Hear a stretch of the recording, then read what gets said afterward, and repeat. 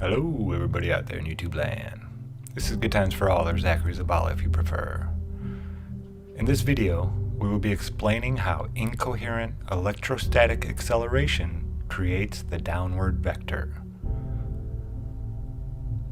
Gravitation, a word which many do not comprehend, is a theory that was created to explain the paths of the luminaries above and what keeps them in orbit around other bodies, including our Earth.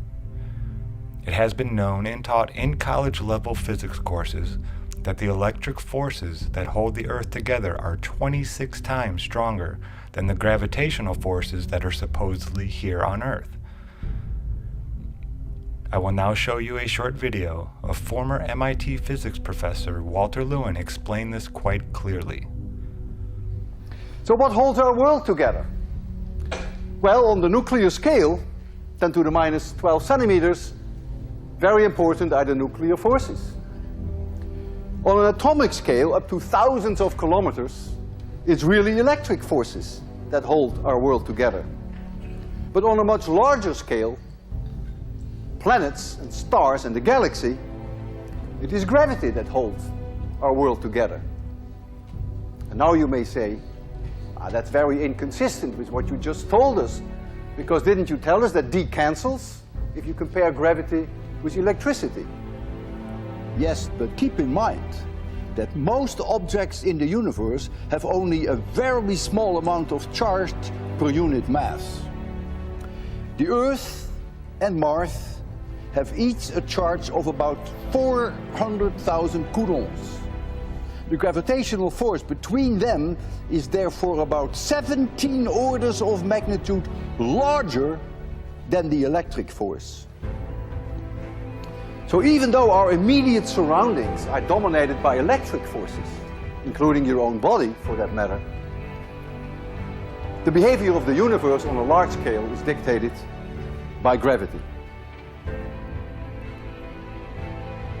As you heard the professor state, gravity does not take place until we start talking about a moon orbiting a planet, the planet orbiting a sun, or stars orbiting the center of their galaxies. I fully agree that this is a theoretical concept that is unproven still today, and find it odd that they need ideas such as dark matter to make up over 90% of their model to explain how it is possible. Having said this, I completely understand people's reluctancy to use gravity in any kind of discussion about the place we live. At the same time, most people who have never been educated on the subject correctly believe that the force holding things in orbit and the force making things fall are one and the same, in which lies the problem. It is hard to explain how this place works when most do not know how the laws of electricity control the world around us. I will try in this video to explain how incoherent electrostatic acceleration works while using examples that can be recreated by anyone. To start out, we will take a look at Earth's electrostatic field. This is important because we, along with all the matter in this known realm, are inside of an electrostatic field. The Earth itself has a measurable negative charge compared to the air above it all across the plane. As soon as you leave the surface, there is a positive charge in the air around you that grows in electrostatic potential the further you go up towards the sky. It is a steady, gradual rise in potential, which tells us, according to the laws of electricity, that we are between two Gaussian surfaces. A Gaussian surface is simply a surface that encloses or distributes a charge. If there were only one surface, the rate at which the positive potential grew would be different.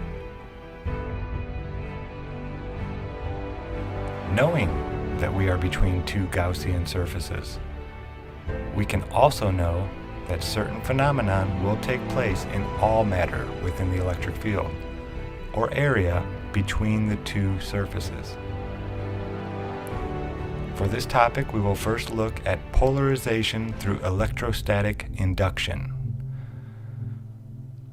Electrostatic induction is a phenomenon where the positive and negative static charges on matter are slightly separated or polarized due to the electrostatic charge of its surrounding area.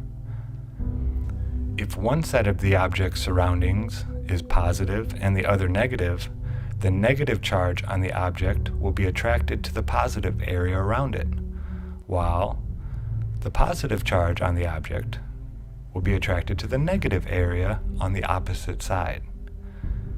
So here on Earth, the positive charge on our bodies is always attracted down towards the Earth, and the negative will be attracted to the air above.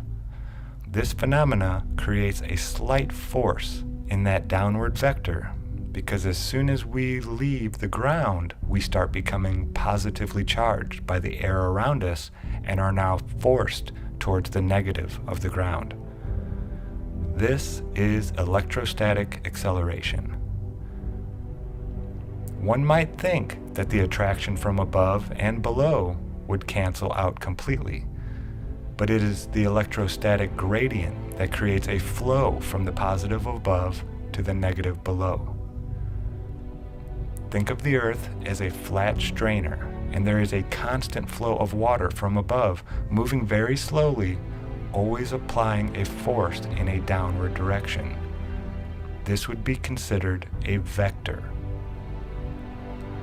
The electrostatic potential difference getting stronger as you rise from the Earth will keep a steady pressure from above at all times until it reaches the Gaussian surface above. When we reverse the polarity of the electric field and put a negative surface above a positive one, we can reverse this electrostatic phenomenon and get things to stick to the upper plate as if it were the ground. This works with all types of matter. You can move wood, iron filings, and even human hair with these forces. Believe it or not, you can even get water to bend. If the vector lines created between the two Gaussian surfaces are curved, all the matter will follow these field lines as well. In this demonstration, instead of using a flat plane, I use two circular objects as my Gaussian surfaces. You can see that as the water settles after being sloshed around by me turning the wheel on the Van de Graaff generator, it comes to rest with a curve in the surface following the electric field lines between the two spheres. This is why the ionosphere, a phenomenon that has never been created in a lab, is a theory yet to be verified, but is needed to create this phenomenon here on Earth. Maxwell himself changed Ampere's law, which stated plainly that without matter, no electrostatic field can exist. Maxwell changed it with no scientific evidence, allowing it to gather magically above our heads in free space. Density and electric potential go hand in hand. The denser something is, the more electric potential it can hold. Not that I believe in the model of the atom, but even the periodic table has a distinction on the amount of electric potential there is in the different elements. In this demonstration, I have a metal button hanging from helium balloons that keep the button buoyant just above the ground. By only adding more electrostatic potential to the button, you can see it will appear heavier and force the buoyant object down along the vector lines created by the electrostatic potential difference. Without changing the density of the medium or the object, one can change the overall weight or gravitas of the object.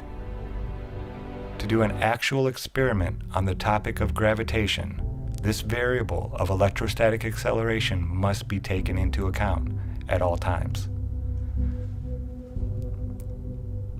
Now we will take a look at how different electric potentials of gases act in this electrostatic medium we live in. Gases have different electric potentials, just like all matter does. The gas molecules that can hold more potential than those gas molecules around them are theoretically more dense and will have a stronger attraction towards the negative ground below. When these gases are carried along the downward vector by these electrostatic forces, the lighter gas gets displaced and becomes buoyant until it finds a place with the same electrostatic potential. This is why we have a pressure density gradient and are told the noble gases work their way up into the higher elevations and collect in layers above. This has not been verified by anyone I know, so at this point I cannot say if this is true or not. Through this induction, some pretty amazing things happen when large electric potential differences are applied to gases. When gases are placed into an area with a strong electric potential difference, we get the phenomenon known as ionic wind. If a person were to charge themselves up with 1 million volts of static electricity, they could blow out a candle almost 2 feet away from the gases rushing away from their fingertip because of the exceptional potential difference. We do know that when a gas loses its electric potential, it slows down so much that it turns into a liquid, like the condensation that forms on a window when it's cold outside. The gases hit the cold window and transfer their potential energy to it, trying to mediate the temperature. In doing so, the gases lose their electric potential and turn into a liquid. Down here near the surface, the system is very dynamic, with all the plants and animals breathing, low altitude weather patterns constantly cycling, and Earth releasing gases from the deep at all times. We will never see all the gases lose their potential and turn into a liquid anytime soon, I hope. Now we will get to the incoherent part of the phrase. It is called incoherent because it is not completely polarized, like a magnet, but only slightly on its surface through electrostatic induction. A magnet with all of its potential stored on opposite sides would be considered coherent. Now these forces are very weak and only apply a slight pressure along the vector they create. All other pressure mediations, such as buoyancy, atmospheric pressure, and temperature, are certainly stronger, but nonetheless, these weak electrostatic forces are ever present in the world around us, and I fear the day they may come to an end. Again, I fully understand people's reluctancy to use the word gravity when speaking of this place we live. So instead, let's call it what it really is: incoherent electrostatic acceleration. Let's teach those just finding out the nature of this world in which we live the correct way. The fact that we live in an electric realm with a static electric field you yourself can go out and measure tells us without a doubt that these well-understood laws of electricity create the downward bias phenomena we witness all across the plane. Instead of using the word gravitation, I ask you to educate yourself further on incoherent electrostatic acceleration. This is Good Times for All here, signing out. As always, thanks for watching.